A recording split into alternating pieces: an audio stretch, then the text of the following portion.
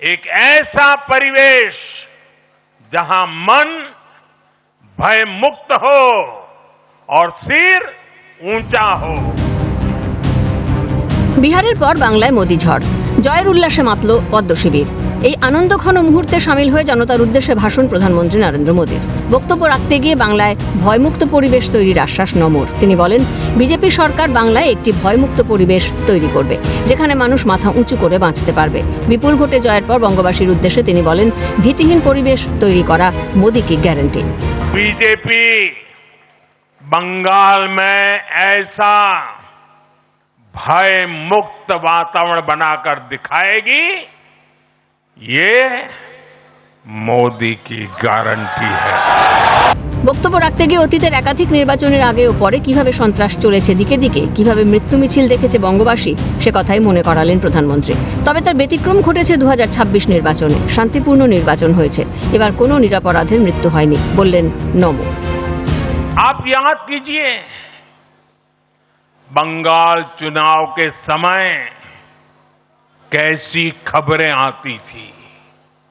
हिंसा, डर और निर्दोष लोगों की मौतें। लेकिन इस बार पूरे देश ने एक नई खबर सुनी। पश्चिम बंगाल में शांतिपूर्ण मतदान हुआ।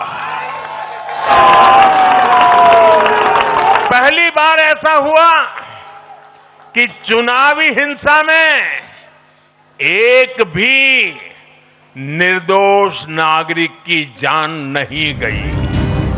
বক্তব্য রাখতে গিয়ে তিনি আরো বলেন, এই প্রথমবার ভয় নয়, লোকতন্ত্রের জয় হয়েছে। তার কথায়, বাংলায় যে রাজনৈতিক হিংসার ধারাবাহিকতা চলে আসছে, তাতেও বদল আনা জরুরি।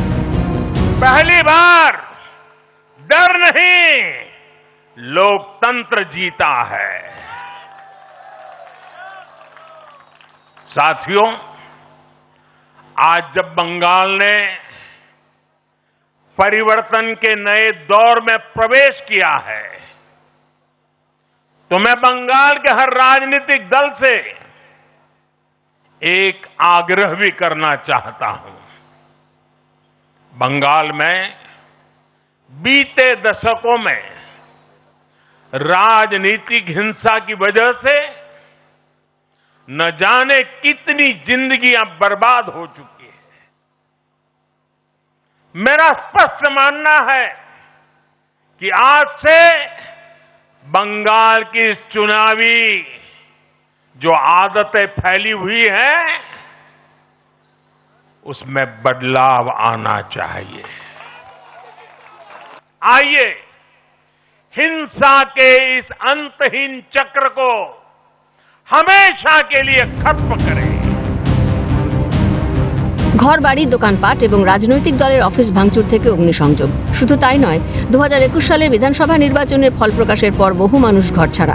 রাজ্য জুড়ে যে সন্ত্রাসের বাতাবরণ তৈরি হয়েছিল, তাতে ইতি টানতে চেয়েছেন প্রধানমন্ত্রী নরেন্দ্র মোদী। আর তাঁর ডাকে সাড়া দিয়েছে বাংলার জনগণ। ক্যালকাটা নিউজ।